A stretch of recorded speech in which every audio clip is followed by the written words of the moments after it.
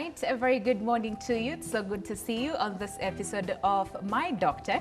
And my name is Winnie Lubem. But of course, our discussion today on My Doctor is pretty much relevant in this time and age, and as far as the coronavirus is concerned, or COVID-19. Now, the government has put up a lot of directives and measures as far as just preventing the spread of the coronavirus is concerned. But then again, what can we do as a people and as a nation to ensure that we do not spread the virus to the people around us and, of course, to the community and the nation at large? And of course, one of the ways that the government was saying is to make sure that you stay at home, first of all, if you do not need to be in the office, or wash your hands as often as possible, and most importantly, with running water and soap, or sanitize in the event that there is no water or soap close by. But then again, as an individual, what can you do to ensure that you prepare your body to fight the virus in case it comes, or in case you get infected? Well, you want to stick around till the end of the show and get to understand more about the same, because our focus today is on boosting immunity. And we've had these things,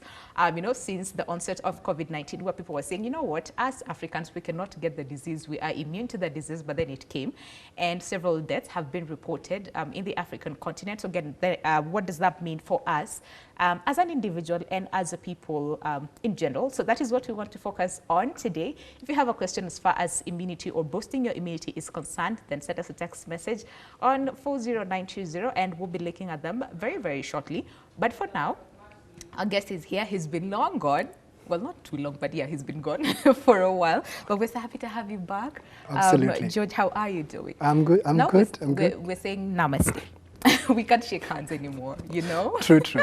But we're happy to have you. Thank you. Thank you very much for making time for us. Absolutely. And just, I hope you're keeping safe, first of all. Yes, I am. And your family. As much as we can. Yeah. As best as we can. Yeah. Yes, we are. And All so right. far, we thank God. We thank God. All right. And of course, we're also keeping social distance. Absolutely. You know, here in studio. But all the same, just in case someone is tuning in today for the very first time and thinking, okay, so who's the guest for today, or who is that gentleman on set? Can you say hi? All right. Good morning. My name is George. George Kamau. I'm a nutritionist. We run our premises called Weight Management Center. We're in town, Nairobi, but presently we've migrated most of our operations to digital. Yeah. So you can find us on social media, preferably Facebook. Most that's where you find us. So Okay. Weight Management Center on Facebook, you'll find us. All right. Yeah, pretty much. Okay, yeah, everything has to be digital right now. Absolutely, You know? yes, We're trying yes. to prevent as many cases of coronavirus in the country as possible. Exactly. And one of the things that people have been talking about, experts talking about it, people talking about it, is on immune system. Because right now, I mean, so many people are dying. We're talking about over 15,000 people, Yes. are dying. Over 400,000 people have been infected. But then again, I'm really happy about a certain number, and this is the number of people who have recovered. We're talking Exactly. about over 100,000 people Exactly. have recovered. I think this is a message that we should preach. Yeah, it should be published You know? and spoken about, Yeah. and be loud about. Yeah. Because these are people who have gone through the fire and come Yeah. out the other side Yeah. strong. Yeah. So I think we also need to look at what they've done, Yes. how they fought it and actually, Yeah. won the war. Yeah. And we need to take some lessons from them, I think. From them, Yes. exactly. And one of the things that people are saying is probably their immune system was strong enough to fight the COVID-19. But before we get into all those things, what they did, immune system and all those things, can we just start with the basics? Okay. Immune system, because we've had this, I think this is the time that we've had a lot of information about immune system. Exactly. Some might be right, some might not be correct as far as just immune system is concerned. So can we just start with the basics? When we Okay. talk about immune system, what does that mean? Basically, when you're talking about immunity, we are talking about the ability of the body to fight Yeah. an invading disease. All right. So how one is well able, how able is your body to fight against an incoming disease? So that is immunity. All right. Yes. And then there's the system. And then there is now the system. The system is basically what needs to be employed Yeah. because the body is made up of many parts. So there are all these many parts that need to fight together and how they work together as a team, if I can say, so that they, eradicate what has, Yeah. invaded. Yeah. Yes. And you see, we hear about immune system when we are adults. Yes. And some might be like, oh yeah, maybe this is something that we develop along the way as we grow up. But can we talk about then when it all begins? Does it begin? Yeah, when it all begins, because we are told that as a child or immediately after delivery, a mother's breast milk is one of the most important things, that of course one of them being building immune system for a child to be able to fight infections. Exactly. So can we just talk about it when it all starts?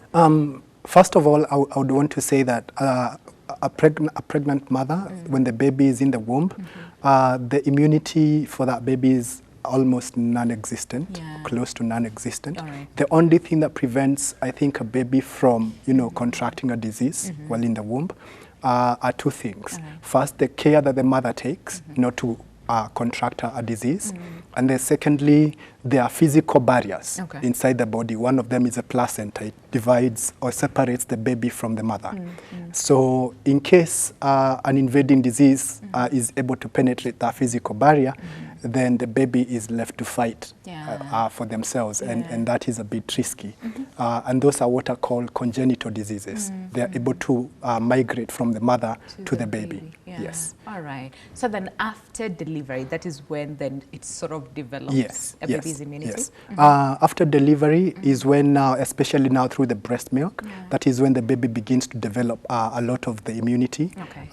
Because now when they're out here, it's sort of a natural selection. It is the way God designed things. Now that the baby is no longer dependent on the mother per se, the baby has to, find some way to protect themselves. So they begin to, produce they're called B cells, the white blood cells normally. So they begin to build a lot of that. And white blood cells, what they do is they are sort of like askaris. They are like cops. So they identify things that are not supposed to be in here, and then they attack them, and then they eliminate them. So that's just the rundown of how immunity would work. Yes. All right. And again, there's some children who unfortunately don't get to breastfeed.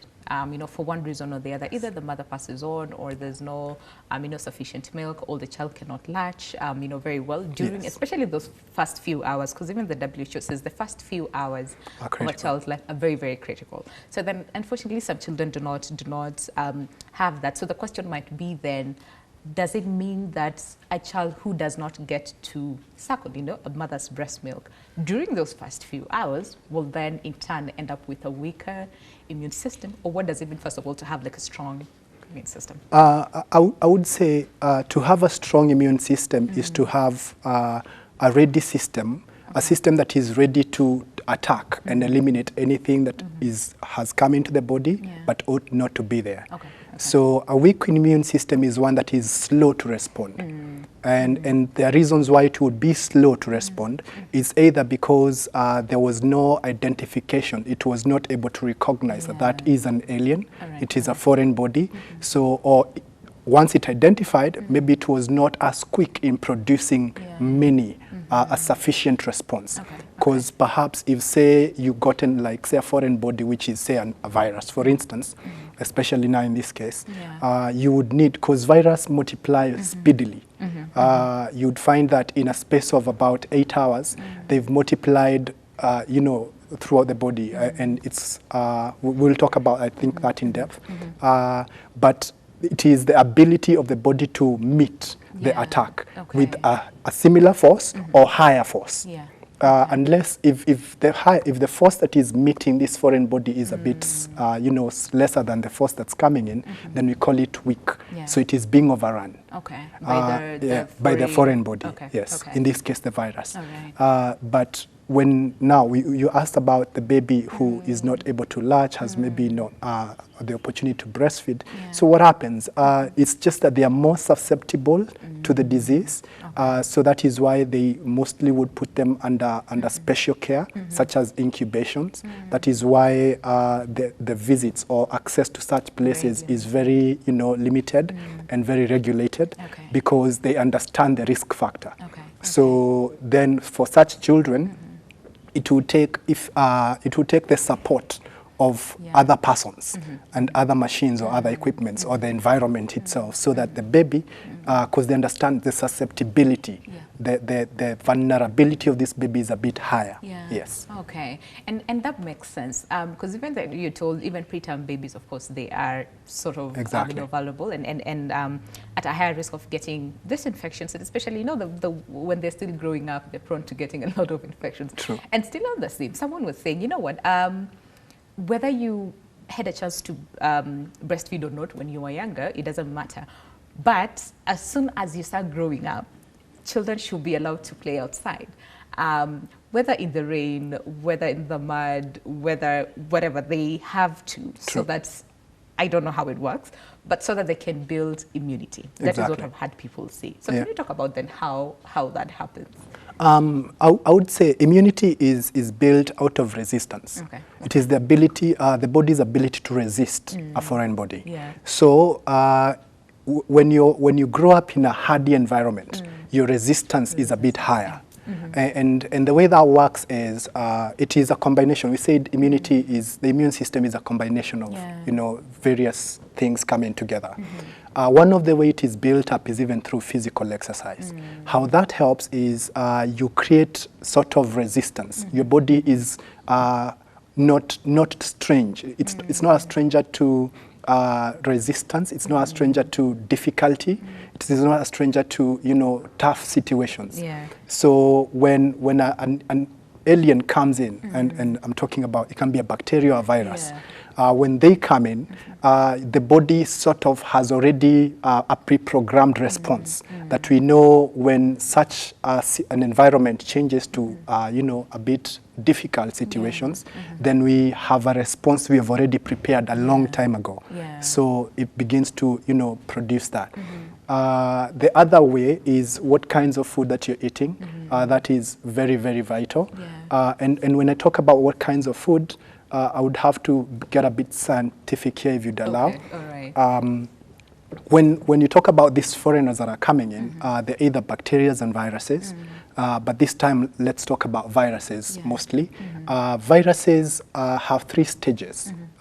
It would have, number 1 is the implantation stage, where it comes in through what they call a portal, the point of entry. Like say now COVID-19, the point of entry is the eyes, the nose, the mouth.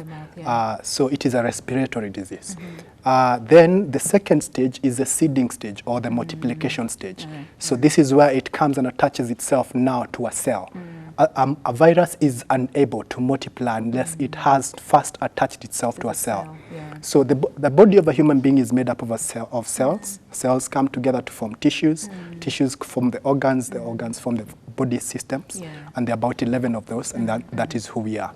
So when it attacks the cell, then multiplication begins to happen. So now, if the cell is unable to handle what is happening, what would happen is it's either the cell is damaged structurally, so that maybe it bursts or ceases to be, or the functions of the cells are changed. So it either alters the function or changes the structural, you know, components of the cell, and that, you know, is the onset of disease. When a lot of that happens across many cells, then we can begin to see certain symptoms, and now we can tell you have an attack.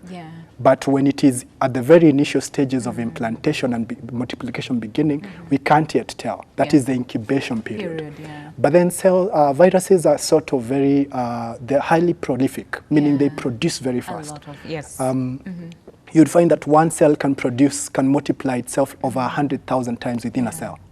Within just one cell, and then destroy that cell, and then move on to the next. To the next one. Now, when it does that, it goes to the third stage, which is the shedding. The shedding is, it goes to the places where now that person can now transmit to another. Person. So it has the 3 stages, implantation, multiplication, and then the shedding. The shedding part. All right, and this is more or less what we're seeing right now, where people are saying, the incubation period between 2 to 14 days, this is the most critical, you know, part, and all those things. And still on the same, there's so many myths surrounding, especially the COVID-19, where people will tell you it comes and then stays at the throat for I don't know how many days, and then goes all the way to, it's a lot, all right? And people can be really, it can cause panic, especially if it's True. not the correct information. Yeah. I think that is why we're being advised to follow the correct information, either from the Ministry of Health or World Health Organization. So be very, very careful about the same. So then, why is it then, and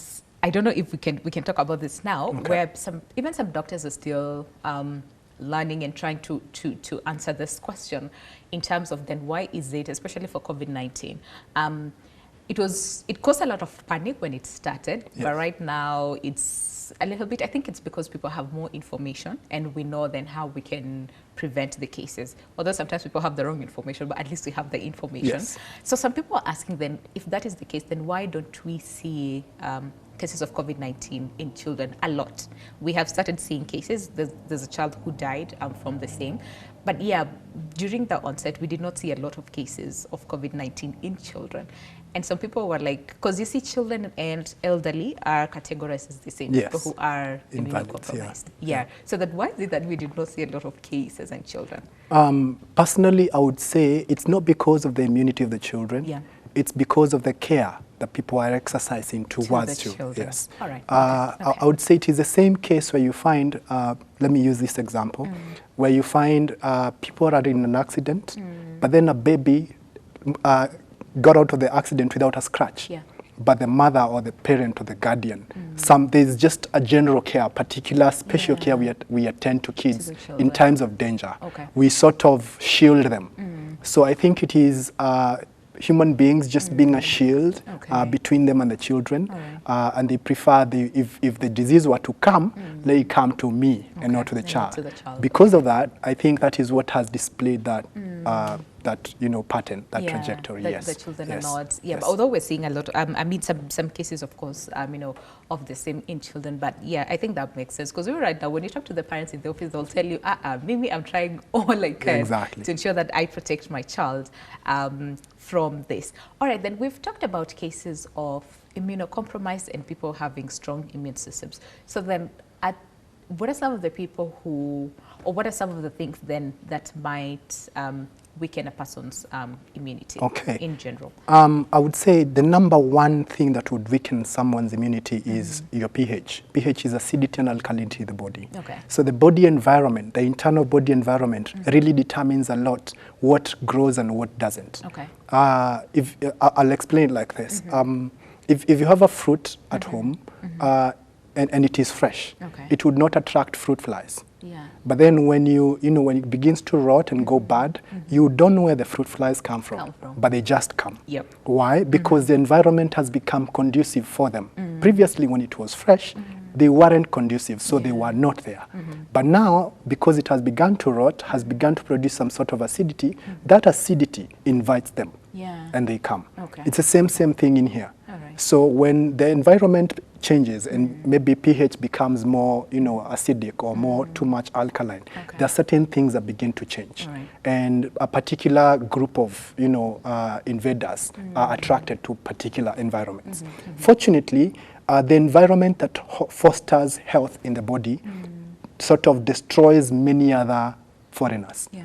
So we are told for pH, the best pH is just alkaline, slightly alkaline, they're about neutral. Yeah. So 7.2 to about 7.5, they're about. But 7.4, 7.5 is still ideal. okay. All right. So when that is achieved, you find that your cells are highly promoted, they thrive in that. Yeah. Most organs, most hormones, most enzymes, all those things, they are able to work efficiently and optimally and are strengthened in that environment. Okay. It is the same way, I'll put it like this. When you go out in the sun and it is too hot, there are certain activities that you would keep away from because it's too hot. The temperature just does not allow. Yeah. Again, when it is too cold, there are again other activities you put away. But when the temperature is right, you will do them. It is the same thing in here. Okay. So when we control pH, again, you put away a lot of this. And that is one of the critical factors to immunity. Yeah. Because white blood cells will operate much more effectively, and viruses will operate more, they will be suppressed. Okay.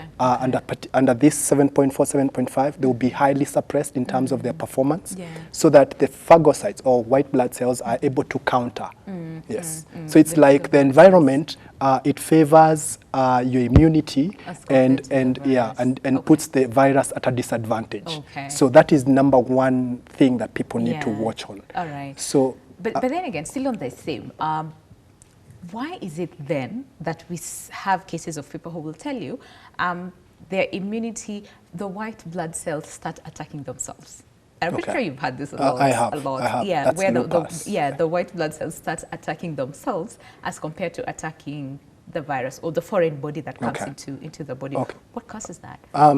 Most of that, if you find that disease is not very old. Okay. It is relatively new in the medical field. Okay. And the reason for that is because of genetic modification. All right. Now, when we are altered at the gene level, the white blood cells, again, the function of them, they forget what their function is. Yeah. They are unable to identify correctly. Yeah. So it's like an errant soldier. So they go about shooting at whoever because they have a gun.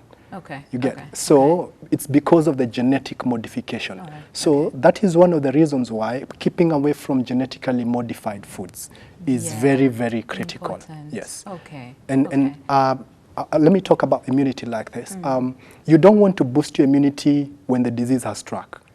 Yes, you want to need boost do that before. You want to train your soldiers for war before the war. Yeah. Not during the During war the is war. when you're going to train soldiers. No, you're going to be overrun. Yeah. So now is the time. Yes. Yes, Yeah. to begin boosting that immunity. And the way mostly balance your pH, there are foods to do that. Keep away from highly processed foods. Keep away from, sodas and stuff like that. Do highly alkalinizing foods, like do fruits of all colors. That is, in a week, do fruits of all colors. That is number one.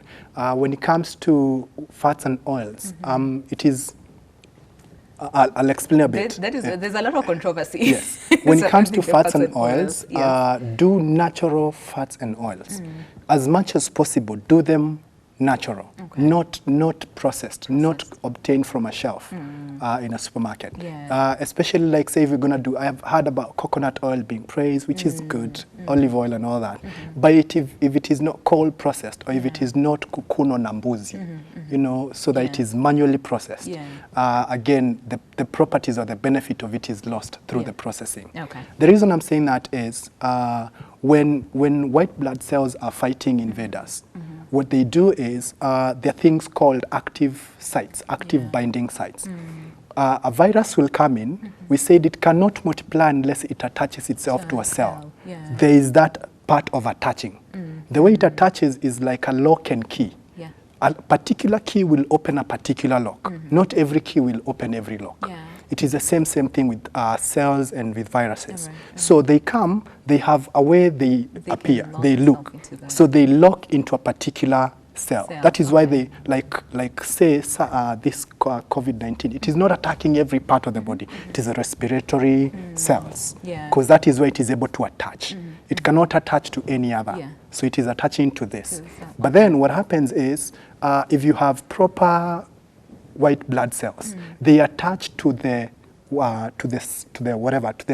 virus before it attaches to the cell. Yeah. So it is rendered useless. Okay. It can no longer attach. It is floating in the body, it cannot infect anything. Yeah. And because it cannot attach to a cell, because the key is already locked, or the lock has a key inside, you can't put another key when there's a key already in. Same thing. Inside, yeah. So it is neutralized. That is how white blood cells, number one, would neutralize. To neutralize, okay. Now, when you're talking about a white blood cell eating another, it also could be if once the cell is infected by a virus and the gene or the genetic material is changed. So the white blood cell will have to attack the cell. So it now begins to attack the body. Why? Because the very thing it is attacking has been sort of compromised. Yes. Yeah. It has been, what I would say, it has been recruited into the enemy's camp. Yeah. So it has become an enemy. Okay. So it attacks. Okay. Yes. And something else that I think we take too lightly is stress. where people say avoid too much stress because again it ends up compromising your immunity. Exactly. How does that work? It is like this. Have you ever been in a place where you think too much about something until your headache hurts? True. It is the same thing. How did your thoughts end up as actual pain, physical pain? How did it, transfer? It is because of the change of chemicals. Now, this body, we learn our bodies through the study of biology, but there are also chemicals in here. So we are a composition of chemicals, and when particular chemicals come together, they can either produce a good reward, or they can produce pain and injury. So when you are stressed up, you cause chemicals that ought not to come together and when that happens, it's catastrophic. So balance into the body. All right, then we need to take a very short break, but when we come back, then we'll still focus on other things that might weaken your immune system, and one of them is systemic diseases, and conditions as well, or some of the things that we do to ourselves that end up weakening our immunity. So you want to stick around till the end of the show. So much insight we're getting today as far as immunity is concerned. But if you have a question again, the number to send your question to is 40920. We'll see you after this very short break. Stay with us.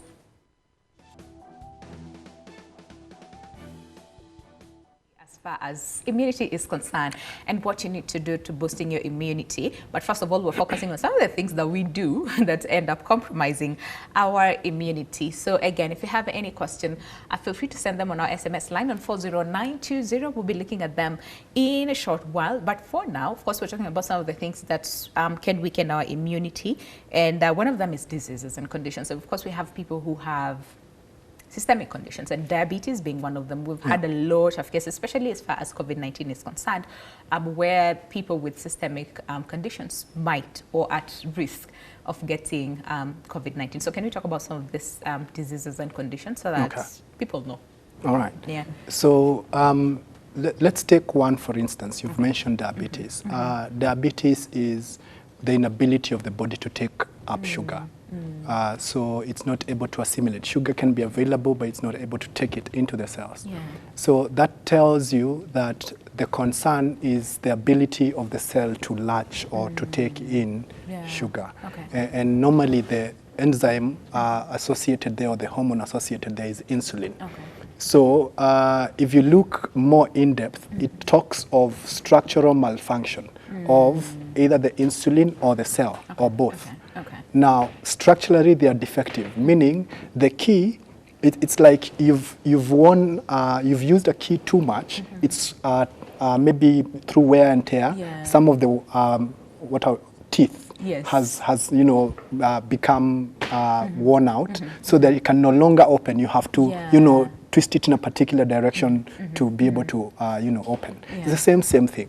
Either especially because of the fats and oils, like I was mentioning, they cause the outcome, or the hormone that is made, or the cell that is made, because the cell membrane and the membrane of the hormones, most membranes inside at microscopic level, they are made of lipids, fats and oils. So when we take in fats and oils that are processed, it becomes a bit tricky for the body to synthesize the proper structural membrane for these things. So they tend to be compromised, or they are defective, so that in locking they are unable. Now, if that is the case, now you have a virus that's coming and it latches on quickly to the cell, because the teeth, like I'm mentioning, they are already structurally defective. So what happens is, even the white blood cell would be unable to latch on. So you have viruses running free, not because the ascaris are not aware or they're not doing anything. They actually are trying to do their level best, but they are unable to latch on to these viruses and bacteria. So you find that the multiplication, the rate of multiplication of the cells or the virus is rather faster at these ones than someone who doesn't have such a disease. Not because of the disease, but because the disease was already a sign that you are already on an erroneous lifestyle. Yeah. So the way to change that would be now by taking cold processed fats and oils, but preferably naturally occurring fats and oils. So those are avocados. If you can do coconut oil from, the coconut itself. Foods that are direct, they did not go through a fire to get to your body, they did not go through a factory to get to you. That would be the ideal way. The ideal ones, yeah. Because you see, when we talk about cold processed, I mean, we see this on the shelves, but they're very much expensive. Not everybody can afford that. So I like that aspect of then, if you can get like avocados and all those things, way better and they're way cheaper. And nuts and seeds as well. Granules are available, so do that by the do that a lot. Okay. Yeah. All right. Now, and we're talking about diabetes. We also have like hypertension. But then again, there are also people living with HIV. And then, of course, people who are already infected with tuberculosis. Again, some of the people who are immunocompromised and are at a higher risk. But then again, there was a little bit of, discussion, controversy surrounding HIV and coronavirus, where people were saying if you have HIV, it's either you are at risk of getting coronavirus or you might not get it. Those things I can't remember pretty well. But then again, in terms of then sort of like cure or medication for COVID-19, ARVs were listed as some of the ways that, can help in the treatment of the same, still under research. But all the same. So in general, of course, if you have a weakened immune system, then just know you are at a higher risk of getting COVID-19. Of course, the elderly, again, one of the things that we keep emphasizing. Yes. Keep at home. Keep at home if you can. Yeah. Keep safe distance as much as you can. Yeah. The whole point is, especially if you fall under any one of these disease categories where you're at a higher risk of maybe your immune is a bit low, so you're at higher risk of susceptibility is a bit higher. I would say the measures that you should put in is keep away. Do not allow it to come near your neighborhood. So don't allow it to come into your body. But then there's only too much you can do. So you also need to prepare for when, if let's say, happens, if not when, if it should come. Comes. Yes. Yeah, and that is why people are also told, do not travel, please. Do not travel to the rural areas, because again, majority of people are there. There are parents, there are grandparents. So again, we need to protect them as much as we can. True. Now that we've talked about some of the things that can weaken our immune system or our immunity in general, so then what are we supposed to, especially now, where, like you said, we need to do it now before the disease comes. So then again, what are some of the things that we can do to boost our immune system or immunity in general? Okay. Observing our lifestyles as we've been living. Trying to keep away processed foods is sort of difficult. And I would speak of... Especially right now, where takeaways... Exactly. So processed foods are processed, and this is the point that they do. When they're manufactured, when they're processed so that they increase their taste. All right? Okay. So you need to counter that with another kind of a processed food called supplements. Okay. So you need to supplement at this particular time. I think it is critical. It's important, yes. And the reason I'm saying that is because supplements are also processed foods, but they are processed for the sake of effectiveness. Okay. Not taste, not anything else, for the purpose of effectiveness. That is why the claims on these ones are a bit higher, they're a bit, embellished. But it's because they are processed for effectiveness. Yes. So they can, in case of, say, boosting immunity, they can do that rather fast because they target a particular white blood cell. They target a particular aspect of the immunity, and they go to it very, very quickly. It's just like the way a virus it has a target area. So it goes, when it gets to that target organ or target tissue, it multiplies very, very quickly. So it's the same thing here. When you take a supplement, it would boost your immunity rather quickly. Okay, as compared to? As compared to natural foods. Okay. So you would be doing natural foods, yes. But then this is a time to think supplements. Yes. So now, think you see, that, yes. when we talk about supplements, there's one doctor who we're seeing, because right now people are rushing to get vitamin C supplements, Yes. if I'm not wrong. Yeah. And they're saying it's not effective. It's not. Don't. Don't. Because actually, it will not, they were saying it will either prevent or protect you from getting coronavirus, one of those things. So they were saying, I mean, the more natural way you go, the better. I mean, if there's vitamin D, just stay in the sun for a little bit, get your vitamin C. But then when you rush towards getting, the supplements, it might not really help you as much as compared to then taking it the natural way. So again, controversy. It is, It is. and just to try and reconcile that, Yeah. I appreciate what they're saying. It's don't put too much dependence Okay. on On any the same. yes All right. on this. Don't think that you've hit the this is it. Yeah. I found the cure. I Yeah. found no. All It's right. you're trying to boost up your Okay. immunity, and even when you're doing that, there is a particular way to take it. There is a dosage.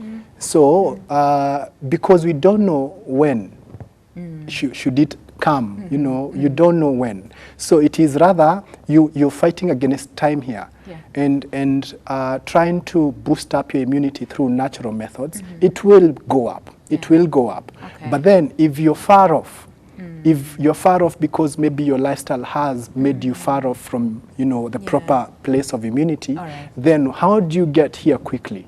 You need a sort of a speedy vehicle. So natural methods are good, and by natural methods I mean, by the way, take a lot of water, because this thing is a SARS sort of.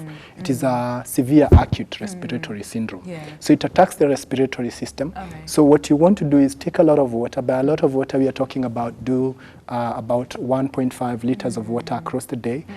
Best way to do that is, just sip your water pole pole. Okay. Pole pole Don't like take that. the whole Don't take 1.5. don't take the whole In 1.5 one again. sitting. Yeah. Okay. So All right. again, gradually. What does that do? Because again, there's this thing that people think that when you take the water, it flushes out the virus. Is it true? Is it not? Kind of. Slightly. Yeah. Ish. And Okay. this is Okay. how. All right.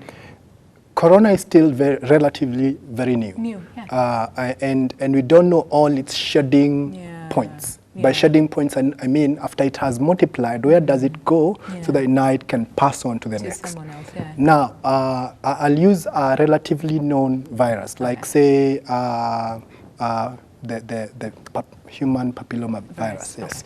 So with that one, it sort of tends to go to the urinary tract, and that is why it sort of is Yeah. a shedding point. Yeah. So if you do a lot of water, you're sort of flushing. You don't know how much you're flushing, but you're Okay. flushing. All right. Again, you're helping your body to remove toxins by doing a lot of water. Yeah. So if you find that you're making a lot of trips for a short call, wonderful. It's good. Yes, it is a good Okay. thing. Rather All than right. not taking, or you're doing 2 to 3 Yeah. runs the short call across the day. In 24 hours, you're doing yourself a disservice. Okay. Yes. All right. So you'd rather increase that to about 5 to about 8 in a day. Then you're in a better place. Yes. Okay. Yeah. And then again, in terms of the water, then cold or warm? Because again, there's this thing that when you take cold water, and see viruses thrive very well in cold places, weather, all those things. So do we take cold water or do we take warm water? I would say that let your body determine that. Let the environment determine that. All right. Again, you won't take cold you won't take hot water or warm water when the sun is, burning your Yeah. head.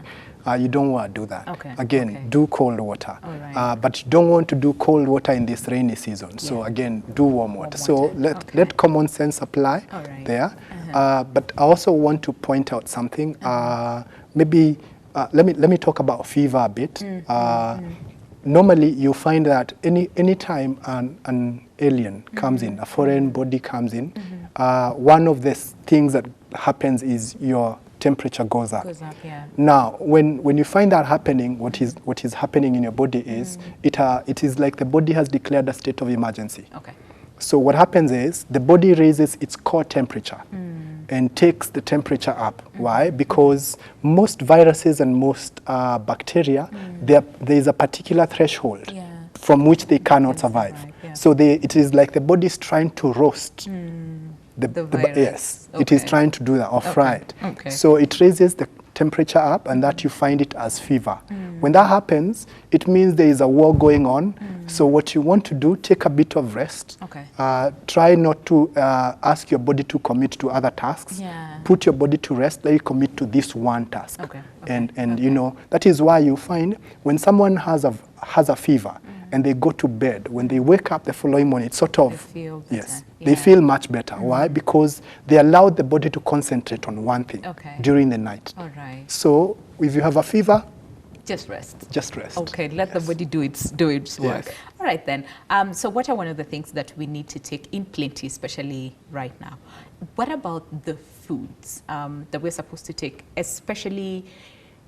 Okay, fine. Let's just talk about it in general, and then Okay. we'll talk about then the special categories. We're talking about elderly people, people with pre-existing conditions, and even pregnant women. Because Yes. there's some people who are really concerned. I mean, I'm pregnant right now. Of course, my immunity is compromised in one way or the other. What do I do to ensure that I protect myself and my baby from getting COVID-19? Okay. But in general, what are we supposed to eat now? Because there's a lot of takeaways going on. Okay. So what do we do? So number one thing I would say is there's a reason why God created our foods with different colors. Colors, yeah. A color would signify that it has a particular combination of nutrients that another doesn't have. Okay. So what you want to do is across the week, have as many colors as you As can. possible. So do the reds, do the green, do the purple, do blacks, do whatever. You know, do as many colors, do whites, do yellow. Okay. So that way, you know you're putting into your body all manner of nutrients. And that yeah. is, it's like you're equipping your body to fight when the need for fighting comes.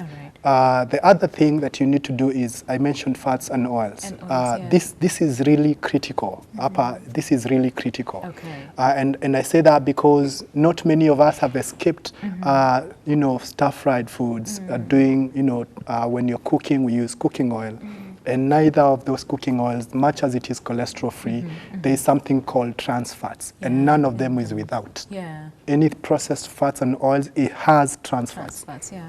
And those trans fats are what causes the, you know, like the membrane to malform. And so what you want to do is supplement that with natural fats and oils. All right. The best place to get them is you can do avocado. If you don't have access to avocado, do nuts of all kinds. Nuts are good of all kinds. All right. Again, when you say have them, I don't mean now like, you know, ekelea pasani mzima. And No, then you eat it's them all at taratibu. once. Yes. Okay, okay. Do a handful of nuts per serving. Okay. And then wait up another time, do another serving like All that. right, Yeah. okay. So what else? You do a lot of water.